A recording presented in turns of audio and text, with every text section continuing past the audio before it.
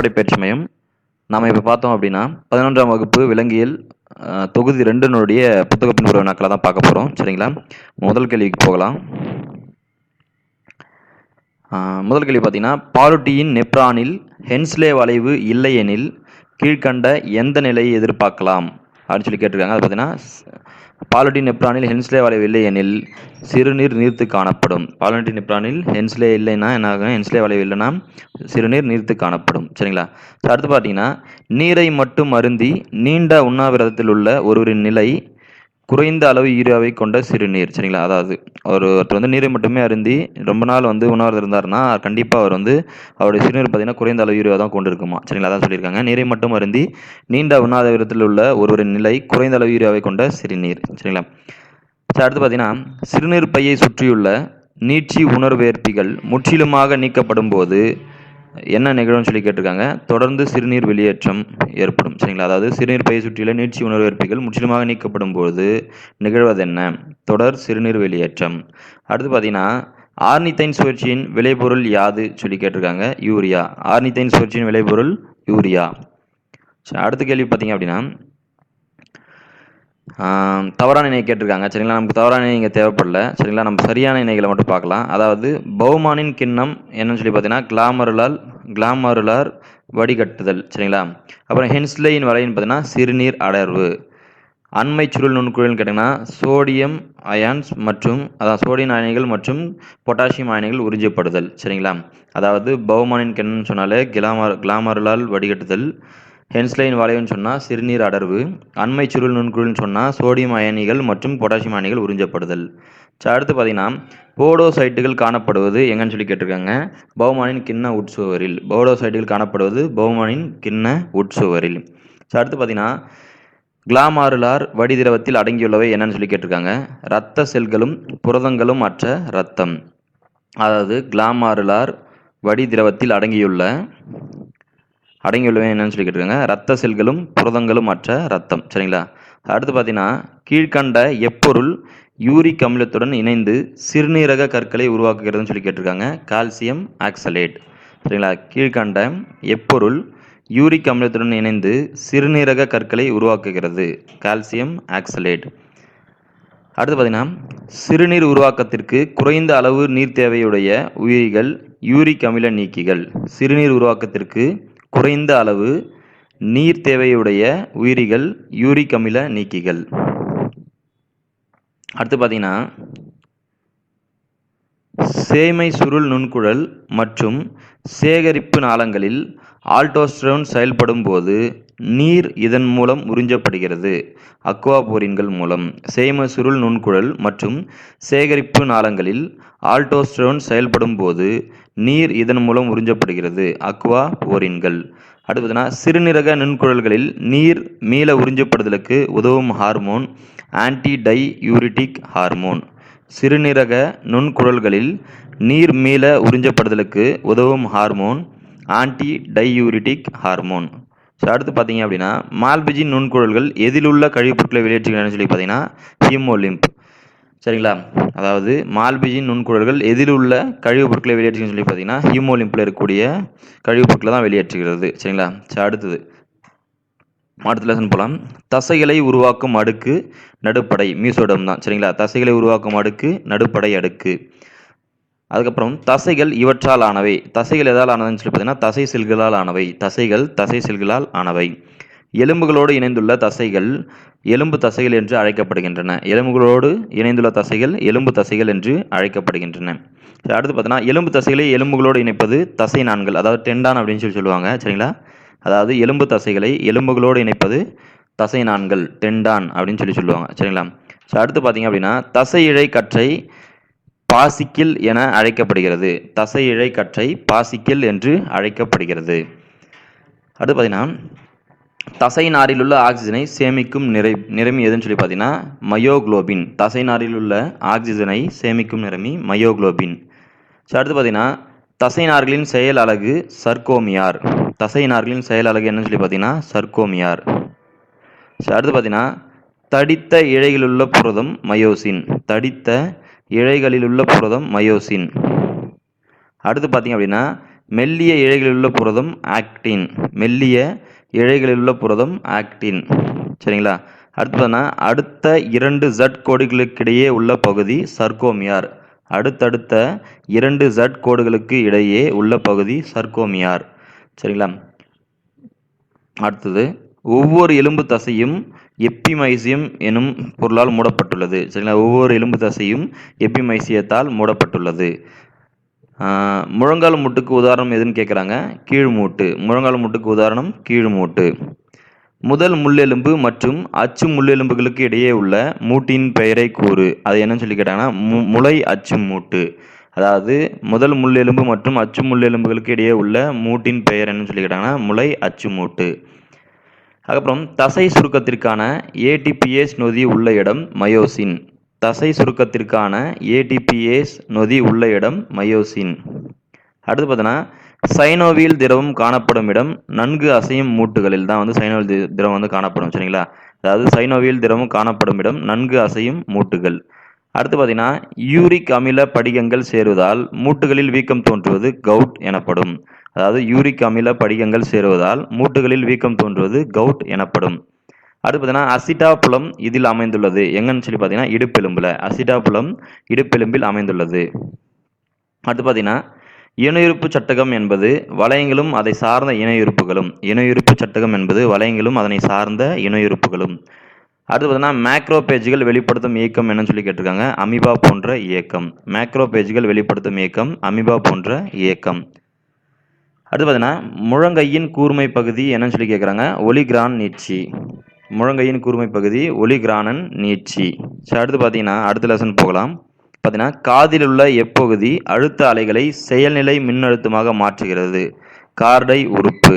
காதில் உள்ள எப்பகுதி அழுத்த அலைகளை செயல்நிலை மின்னழுத்தமாக மாற்றுகிறதுன்னு சொல்லி பார்த்தீங்கன்னா கார்டை உறுப்பு. அடுத்து பார்த்தீங்கன்னா கீழ்காணவற்றில் சரியான என்னன்னு சொல்லி கேட்டிருக்காங்க.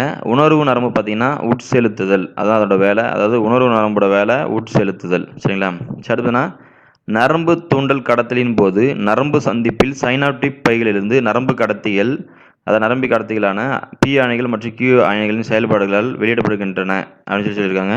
அது பார்த்தீங்கன்னா பி அப்படின்னா அசிடைல் கோலைன், கியூ அப்படிங்கிறது கால்சியம் அயான். சரிங்களா?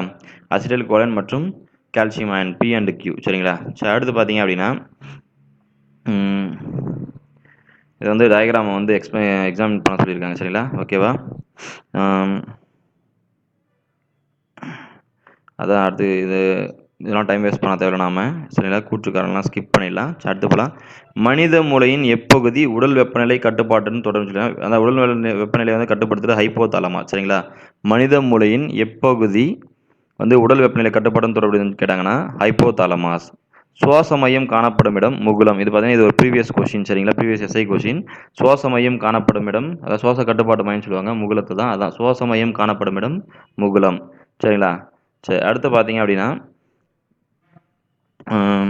சரிங்களா மேட்ச் த ஃபாலோவிங். சரிங்களா? அதாவது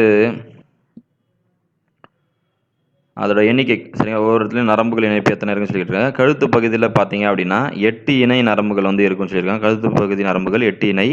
மார்பு பகுதி நரம்புகள்னு சொல்லி பார்த்தீங்கன்னா மார்பு பகுதி நரம்புகள் பார்த்தீங்கன்னா 12 இணை. இடுப்பு பகுதி நரம்புகள் பார்த்தீங்க அப்படின்னா சரிங்களா 5 இணை. வால் பகுதி நரம்புகள் பார்த்தீங்க அப்படின்னா 1 இணை. சரிங்களா? அதாவது கழுத்து பகுதி நரம்புகள் 8 இணை, மாறு பகுதி நரம்புகள் 12 இணை, இடுப்பு பகுதி நரம்புகள் 5 இணை, வால் பகுதி நரம்புகள் 1 இணை. சரிங்களா? அடுத்த கொஸ்டின் போயிடலாம். கீழ்கண்டவற்றில் கண்கோள அசைவினை கட்டுப்படுத்தும் மூளை நரம்பு எதுன்னு சொல்லி கேட்குறாங்க. பார்வை நரம்பு.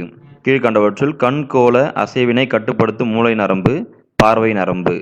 செல்லுக்குள் அதிக அளவில், அடுத்த கேள்வி, செல்லுக்குள் அதிக அளவில் காணப்படும் நேர்மின் அயனி எதுன்னு சொல்லியிருக்காங்க. பொட்டாசியம் அயனி. அதாவது செல்லுக்குள் அதிக அளவில் காணப்படும் நேர்மின் அயனி பொட்டாசியம் அயனி. சரிங்களா? அடுத்த பாடம் உடலின் நிலையான அகச்சூழ்நிலை பராமரிப்பது இப்படியும் அறியப்படுகின்றது சொல்லி கேட்குறாங்க. உடல் சமநிலை பேணுதல். உடலின் நிலையான அகச்சூழ்நிலை பராமரிப்பது உடல் சமநிலை பேணுதல் என அறியப்படுகிறது. சரிங்களா? அடுத்து பார்த்தீங்கன்னா கீழே தரப்பட்டுள்ள இணையில் எது முழுமையான நாளமில்லா சுரப்பின்னு சொல்லி கேட்டிருக்காங்க. ஆப்ஷனில் பார்த்தீங்கன்னா வந்து தைமஸ் வந்து நாளமில்லா சுரப்பி மற்றும் விந்தகம் கொடுத்துருக்காங்க, அது வந்து நாளமுள்ள சுரப்பி. சரிங்களா? அட்ரினலும் பார்த்தீங்கன்னா நாளமில்லா சுரப்பி, அண்டகம் வந்து நாளமுள்ள சுரப்பியாக இருக்கும். ஸோ அது பார்த்தீங்கன்னா சி ஆப்ஷன் தான் பார்த்தீங்கன்னா பாராதைராய்டு அட்ரினல் இது ரெண்டுமே பார்த்தீங்கன்னா நாளமில்லா சுரப்பி. டியில் பார்த்தீங்கன்னா கணையம் மற்றும் பாராதைராய்டு. கணையம் வந்து நாளமுள்ள மற்றும் நாளமில்லா சுரப்பியாக செயல்படுது சரிங்களா.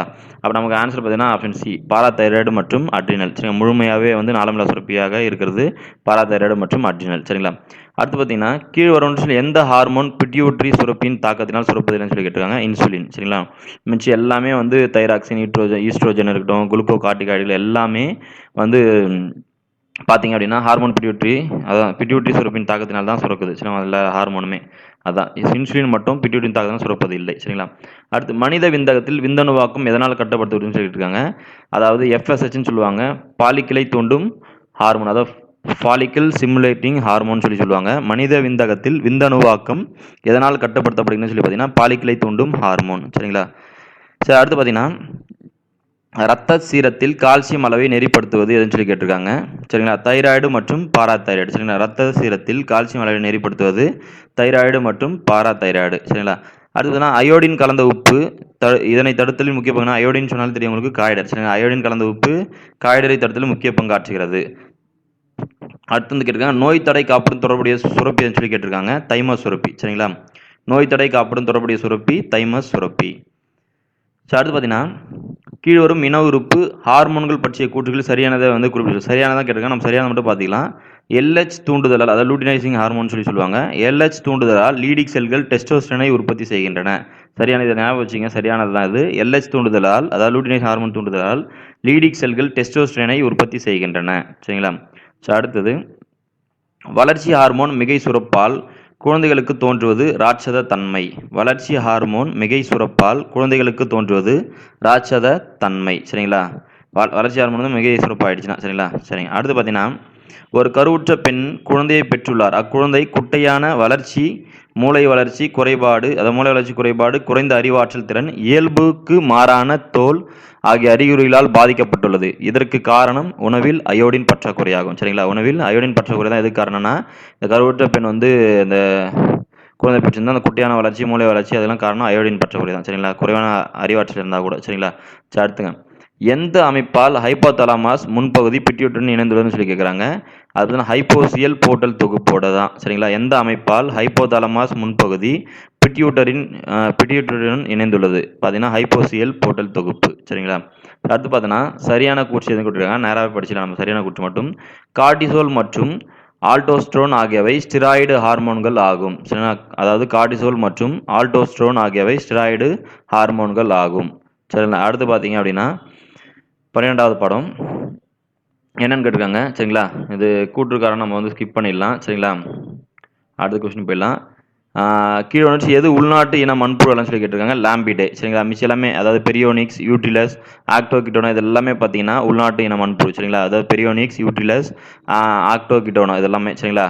அப்போ உள்நாட்டு மண்புழு அல்லாதது லாம்பிடே சரிங்களா. அடுத்து கரெக்ட் ஒன் கேட்டிருக்காங்க சரிங்களா. பார்த்தீங்கன்னா இந்த பாம்பிக்ஸ் மோரி அதாவது மோரி கல்ச்சர் அப்படின்னா வந்து மல்பரி செடி வளர்ப்பு தான் வந்து இங்கே பாம்பிக் மோரின்னு சொல்லுவாங்க மோரி கல்ச்சருன்ட்டு. அப்போ பாம்பிக்ஸ் மோரி பார்த்தீங்கன்னா மல்பெரியோட தொடர்புடையது. மல்பெரி பார்த்தீங்கன்னா மல்பெரி பட்டு அதாவது அதன் மூலமாக உருவாக்கக்கூடிய பட்டு தான் வந்து மல்பெரி பட்டு சரிங்களா. அதை பார்த்தாலே உங்களுக்கு தெரியும் சரிங்களா. அதாவது 1B4 சரிங்களா. அப்போ 1B4 பார்த்தீங்கன்னா ஆப்ஷன் ஏ தான் சரிங்களா. அதுதான் நல்லா ஞாபகம் வச்சுங்க. மோரி கல்ச்சர் அப்படின்னா மல்பெரி செடி வளர்ப்பு சரிங்களா. அதுதான். அடுத்த கேள்விக்கு போகலாம். அடுத்த கேள்வி பார்த்தீங்க அப்படின்னா எரிப்பட்டு டேஷ்லேருந்து பெறப்படின்னு சொல்லியிருக்காங்க. அட்டாக்கஸ் ரிசினி சரிங்க. எரிப்பட்டு பார்த்தீங்கன்னா எதுலேருந்து பார்த்தீங்கன்னா அட்டாக்கஸ் ரிசினி சரிங்களா. அதை மல்பெரி பட்டு எப்படி மல்பெரிலேருந்து பெறப்படுதோ அந்த மாதிரி எரிப்பட்டு பார்த்தீங்கன்னா அட்டாக்கஸ் ரிசினி அப்படிங்கிறதுலேருந்து பெறப்படுது சரிங்களா. அடுத்து அசிஸ்டன் அது டைப்பு அதை நம்ம ஸ்கிப் பண்ணிடலாம். அடுத்த தேனீ வளர்ப்பு இவ்வாறு அழைக்கப்படுதுன்னு சொல்கிறாங்க. எபிகல்ச்சர் சரி. இது ரொம்பவே அடிக்கடி கேட்கக்கூடிய கேள்வி. தேனீ வளர்ப்பு எபிகல்ச்சர் என்று அழைக்கப்படுகிறது சரிங்களா. அடுத்து அரக்கு பூச்சிகளின் பற்றிய கூற்றுகள் தவறான சொல்லுங்க. நம்ம சரியான எல்லாத்தையும் படிச்சுக்கலாம். நுண்ணிய ஒட்டும் தன்மையில் ஊர்ந்து செல்லும் செதில்களுடைய பூச்சி தான் அரக்கு பூச்சி சரிங்களா. தன்னுடைய உறிஞ்சி குழலை தாவர திசுனுள் நுழைத்து சாற்றை உறிஞ்சி இதுவரை உறிஞ்சும் பூச்சிக்கு எடுத்துக்காட்டு அரக்கு பூச்சின்னு சொல்லலாம் நீங்கள் சரிங்களா. அரக்கை தன் உடலின் பின்பகுதியில் இருந்து சுரக்கிறது. அரக்கு பூச்சி வந்து அரக்கின் அந்த பூச்சியோட பின்பகுதியிலிருந்து தான் வந்து சுரக்குது சரிங்களா. அப்போ அதுதான் போதுமானது நமக்கு சரிங்களா. அப்போ ஆப்ஷன் பார்த்தீங்கன்னா இங்கே பார்த்தீங்கன்னா ஆண் அரக்கு பூச்சிக்கு அதிக அளவில் அரக்கு உற்பத்தி ஆகும் சொல்லுவாங்க. அப்படின்னா அது ஆப்போசிட்டாக இருக்கும். சரிங்களா, அது தவறானதான்னு சொல்லி கொடுத்துருக்காங்க. அப்படின்னா ஆண் அரக்கு பூச்சிக்கு வந்து அதிக அளவில் வந்து அரக்கு உற்பத்திக்கு காரணமாக இருக்காது. சரிங்களா, சரி அடுத்து போயிடலாங்க. சரிங்களா, அடுத்து பார்த்தீங்கன்னா அக்வாபோனிக்ஸ் என்ற தொழில்நுட்பம். அக்வானாலே தண்ணிங்க, அதான் நான் வச்சு போனிக்ஸ்னா வளர்ப்பு தானே. பார்த்தீங்கன்னா நீர் உயிரி வளர்ப்பு மற்றும் மண்ணில்லா தாவர வளர்ப்பும் இணைந்தது ஆகும்னு சொல்லி சொல்கிறாங்க. அதான் மண் இல்லாத தாவரம் வளர்க்குறோம் இல்லையா தண்ணியிலேயே, அதை அக்வாபோனிக்ஸ்னு சொல்லுவாங்க, ஹைட்ரோபோனிக்ஸ் சொல்லுவாங்க. அதை ரெண்டு ஒன்று தான், அக்வா ஹைட்ரோனாலும். சரி, அதான் அக்வாபோனிக்ஸ் என்ற தொழில்நுட்பமானது நீர் உயிரி வளர்ப்பு மற்றும் மண்ணிலா தாவர வளர்ப்பு இணைந்தது ஆகும். சரிங்களா, ஸோ அடுத்து பார்த்தீங்கன்னா இறால் சார்ந்துள்ள வகை என்னன்னு சொல்லி கேட்டிருக்காங்க. கிரஸ்டேஷியா. இறால் வந்து எந்த வகைன்னு பார்த்தீங்கன்னா கிரஸ்டேஷியா வகையை சார்ந்தது. சரிங்களா, அடுத்து முத்துச்சிப்பி சார்ந்த வகை எதுன்னு சொல்லி கேட்டிருக்காங்க. பெலிசிபோடா. அதாவது இறால் பார்த்தீங்கன்னா கிரஸ்டேஷியாலையும் முத்துச்சிப்பி வந்து பெலிசிபோடாலையும் சேர்ந்தது. சரிங்களா, அப்புறம் உள்நாட்டு மீன் வளர்ப்பு என்பது நன்னீரில் மீன் வளர்ப்பு மற்றும் மீன் பிடித்தல் தான் வந்து உள்நாட்டில் வந்து உங்களுக்கு கடல் இருக்காது, உப்பு தண்ணி இருக்காது. சரிங்களா, நல்ல தண்ணி தான் இருக்கும். அதுதான் உள்நாட்டு மீன் வளர்ப்பு அப்படிங்கிறது, நன்னீரில் மீன் வளர்ப்பு மற்றும் மீன் பிடித்தல். சரிங்களா, ஓகே. ஸோ அடுத்து பார்த்தீங்கன்னா மீன் வளர்க்குறது, மீன் என்ன எடுக்க மாட்டாங்க, எலிமினேட் பண்ணிடலாம். நீங்கள் கடற்கரை ஆழ்கடல் எல்லாமே வந்து நாட்டுக்கு வெளியே தான். சரிங்களா, தேசிய அளவில் இருக்கும். அதுதான் நீங்கள் அதை வச்சு ஆப்ஷன் எலிமினேட் பண்ணலாம். சரிங்களா, அடுத்து பார்த்தீங்கன்னா தூண்டப்பட்ட இனப்பெருக்க தொழில்நுட்பம் இதில் பயன்படும் சொல்லி சொல்கிறாங்க. உள்நாட்டு மீன் வளர்ப்பில் தூண்டப்பட்ட, ஏன்னா அவங்க வந்து ப்ரொடியூஸ் பண்ணணும் இல்லையா, நிறைய மீன் ப்ரொடியூஸ் பண்ணால் கண்டிப்பாக அவங்க வந்து மீன் வளர்ப்பில் ஈடுபட்டு தான் ஆகணும். சரிங்களா, அதான் தூண்டப்பட்ட இனப்பெருக்க தொழில்நுட்பம் உள்நாட்டு மீன் வளர்ப்பில் பயன்படுகிறது. சரிங்களா, ஸோ அடுத்து பார்த்தீங்க அப்படின்னா இசின் கிளாஸ் எதில் பயன்படுத்தப்படுதுன்னு சொல்லி சொல்கிறாங்க. ஒயினை சுத்திகரிக்க, அதாவது ஒயினை சுத்திகரிக்க பயன்படுவது இசின் கிளாஸ். சரிங்களா, இசின் கிளாஸ் ஒயினை சுத்திகரிக்க பயன்படுகிறது. சரிங்களா, சரிங்க. அடுத்து லாஸ்ட் பார்த்தீங்கன்னா அசன் ஷேப் தான். சரிங்களா, டைப் அதை மிஸ் பண்ணிடலாம். சரிங்களா, சரி, தேங்க்யூ. அடுத்த வீடியோவில் சந்திக்கலாம். சரிங்களா, நன்றி.